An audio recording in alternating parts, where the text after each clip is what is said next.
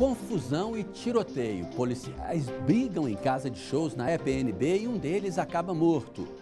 Candangão, Gama sai na frente na briga pela taça na primeira partida no Mané Garrincha. Crise do diesel. Bolsonaro se reúne hoje com Paulo Guedes. Na pauta, as perdas da Petrobras com o adiamento no reajuste do óleo diesel. Olá, boa tarde, eu sou Sérgio Amaral e começa agora o Band Cidade, primeira edição.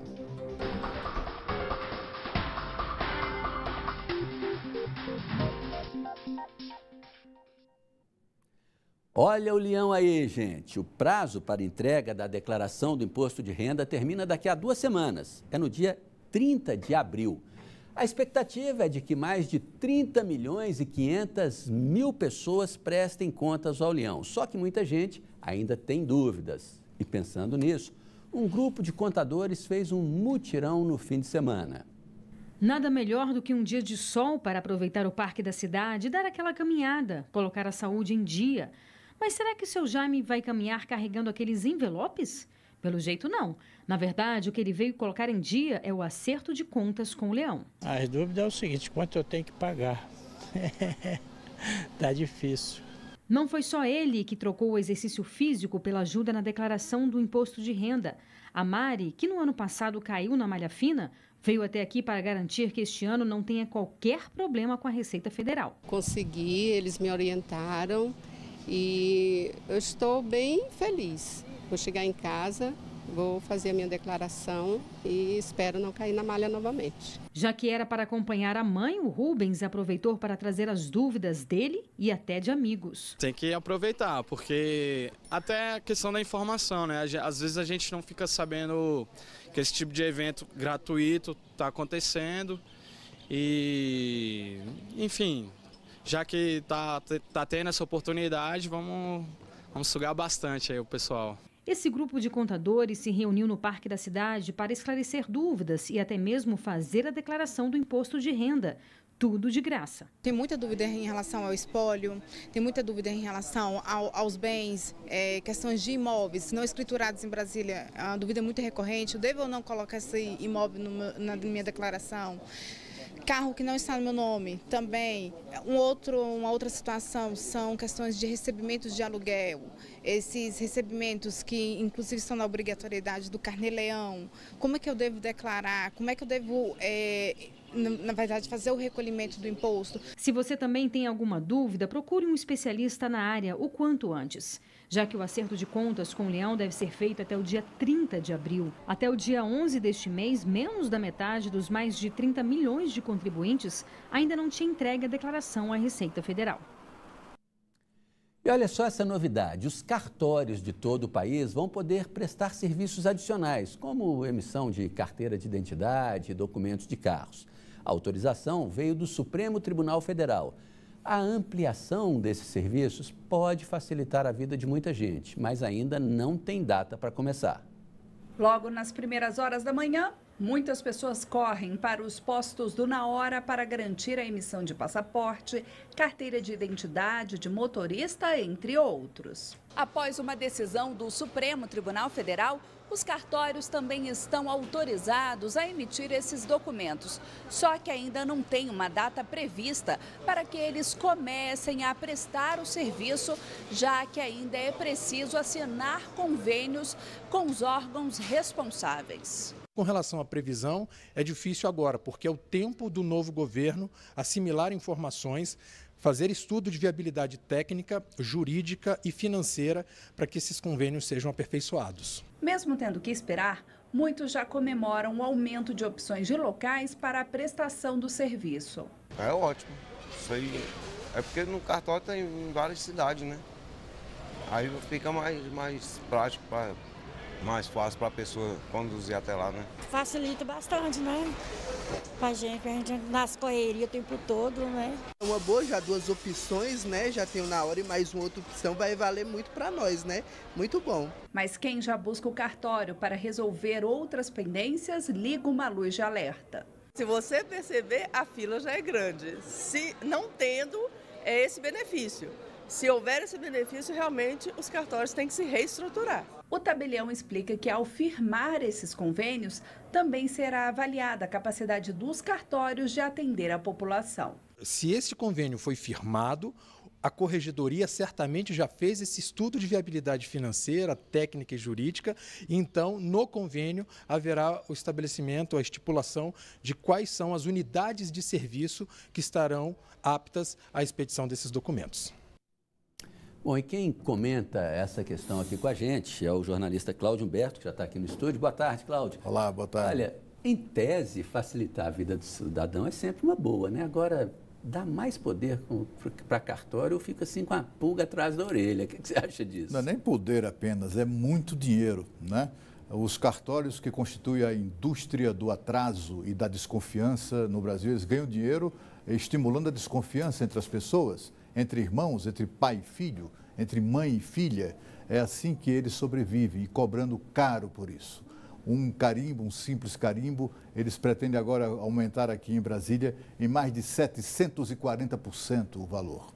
Isso aí é apenas mais uma forma de os cartórios ganharem mais dinheiro. Enquanto o mundo está se livrando dos cartórios, enquanto o mundo inteiro, para se modernizar, para se desenvolver, está destravando tudo e se livrando dos cartórios, aqui no Brasil, em razão do lobby deles, poderosíssimo, bilionário, eles só conseguem aprofundar a dependência que nós temos dos cartórios. Um negócio que eu acho esquisito é que todo funcionário público, em tese, tem a tal da fé pública, né? Quer dizer, na hora de mostrar um documento lá no guichê de qualquer repartição, o próprio funcionário que tem fé pública pode olhar e falar, tá ok, é ele mesmo, não precisa de ir no cartório. Claro né? que não, né? Mas aqui no Brasil não é assim que acontece, né? Nos Estados Unidos, por exemplo, você compra um imóvel de outra pessoa, aquilo ali, essa transferência é feita no escritório de qualquer advogado. Não precisa absolutamente, paga-se uma taxa de $100 e não se paga nenhum percentual que nós somos obrigados a pagar aos cartórios do valor do imóvel que é transferido. Isso para não contar naquela indústria de carimbos absolutamente desnecessária que a gente é obrigado a pagar sustentando esses camaradas. E aí você vê aí, para quem fatura alguma coisa à volta de 15 bilhões de reais por ano, é dinheiro que é suficiente, inclusive, para financiar o lobby poderosíssimo dos cartórios junto ao Congresso Nacional e junto ao governo, e a gente está vendo também junto ao Supremo Tribunal Federal. Haja resistência para esse lobby. Olha, a Comissão de Constituição e Justiça da Câmara dos Deputados tem reunião marcada hoje à tarde para discutir a proposta de reforma da Previdência.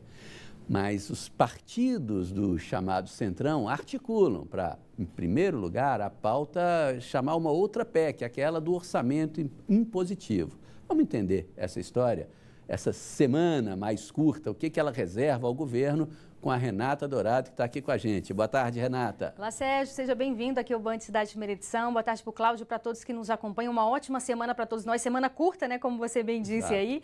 Pois é, olha só, essa chamada PEC do orçamento, ela já foi analisada pelos deputados, já foi votada, aprovada, também já foi analisada pelos senadores. Só que como os senadores fizeram ali algumas modificações, algumas alterações, necessariamente ela tem que voltar, portanto, para a casa de origem, que é a Câmara dos Deputados. Então, o que os deputados que fazem parte aí dos partidos que compõem Centrão estão dizendo? Olha, como já há consenso, a gente já analisou, essa análise na CCJ, Comissão de Constituição e Justiça, vai ser uma análise mais rápida. Então, vamos analisar primeiramente essa PEC do orçamento. Só que por trás também de tudo isso, há sim uma insatisfação por conta desses parlamentares com relação à articulação do governo Bolsonaro. Então, também é uma estratégia por sinal muito bem usada pela própria oposição para tentar ir adiando essa votação, que é tudo que o governo não quer. E para você ter uma ideia, Sérgio, os aliados ali do presidente Bolsonaro dessa vez estão mais espertos, viu? A sessão está prevista para começar hoje às 2h da tarde, desde 6h30 da manhã. Já tem deputado ali do PSL que já começou a chegar, alguns deputados começaram a chegar,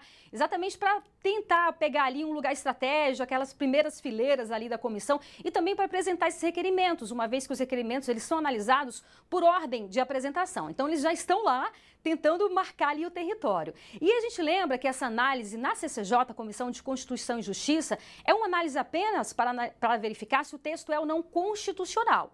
Então, o relator apresentou, o deputado Marcelo Freitas apresentou na semana passada, pela constitucionalidade desse texto, dessa PEC, e agora os deputados que compõem ali a CCJ, 66 deputados, vão analisar tecnicamente se o texto é ou não constitucional para, sim, uma vez que esse texto seja analisado e aprovado na CCJ, aí ele vai para uma outra comissão, que é a comissão especial, que aí sim os deputados que fazem parte dessa comissão vão analisar o teor ali da matéria e com certeza vai ser um debate muito mais aprofundado. E a gente vai ficar acompanhando hoje à tarde como é que vai ser essa tarde lá no Congresso Nacional. Sérgio. Ok, obrigado, Renata. Cláudio, até que ponto isso aí é só uma marcação de posição do Centrão e até que ponto isso pode realmente atrasar a apreciação do que interessa de fato, que é a reforma da Previdência? Eu acho que tem menos Centrão e tem mais Rodrigo Maia por trás disso tudo, né? Esse camarada ali, ele é muito dado a mimimis de uma maneira geral para tentar reafirmar o seu poder, tentar inclusive falar ou se dirigir, né, a setores da Câmara para não ser acusado de governismo, etc. e tal. E ele também percebeu que apoiar a Previdência o colocaria na condição de governista, ele também não quer muito isso.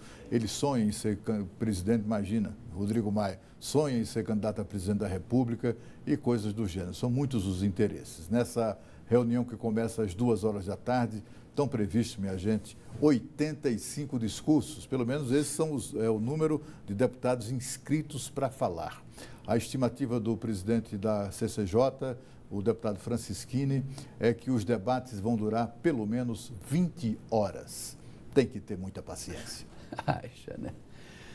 Desativado em 2015, o mercado tatico ainda vem causando dor de cabeça para a população de Ceilândia. É que muito entulho se acumulou lá no local. E os moradores reclamam que, além do lixo, o lugar é frequentado por usuários de drogas e virou criadouro do mosquito da dengue.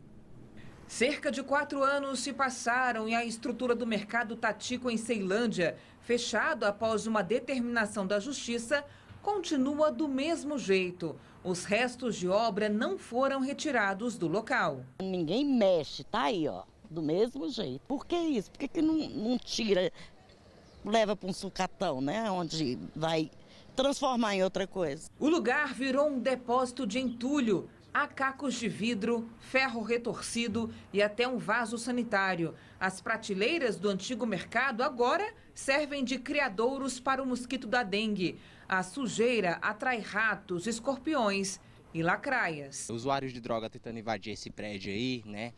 Fora os insetos, os bichos, né? Devido ao entulho, tá aparecendo, né? Como escorpião, lacraia, cobra, né? Rato, rato aqui é sem palavras, né? Fora também as ondas de assalto, né? Esconderijo para drogado, para mosquito, para rato, para tudo que não presta. O abandono é tão grande que até uma pichação mostra onde os usuários de drogas devem ir. Quem passa por aqui tem medo e acredita que o problema não vai acabar. O governo não faz nada. E o ruim é que a gente pode se surpreender com algum maluco, sei lá o que, aparecer do nada e a gente anda com dinheiro, o Correios é muito afastado. Pelo menos quando tinha o mercado a gente tinha uma segurança maior, né? Porque tinha movimento. O estabelecimento foi construído em uma área pública e deveria ter sido desativado em 1998. Mas isso só aconteceu em 2015.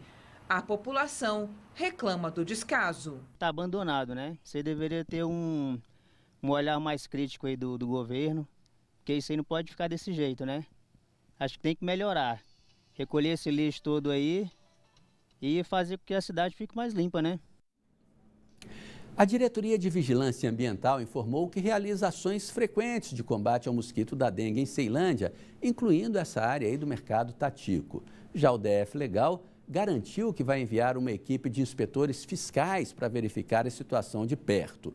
Se o local for público, a administração regional da cidade vai ser comunicada. Se a área for particular, o proprietário deve ser notificado para limpar e cercar o imóvel em até 30 dias.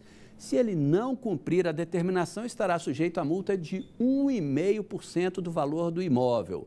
O SLU disse que faz a limpeza da área semanalmente. A última foi na segunda-feira passada.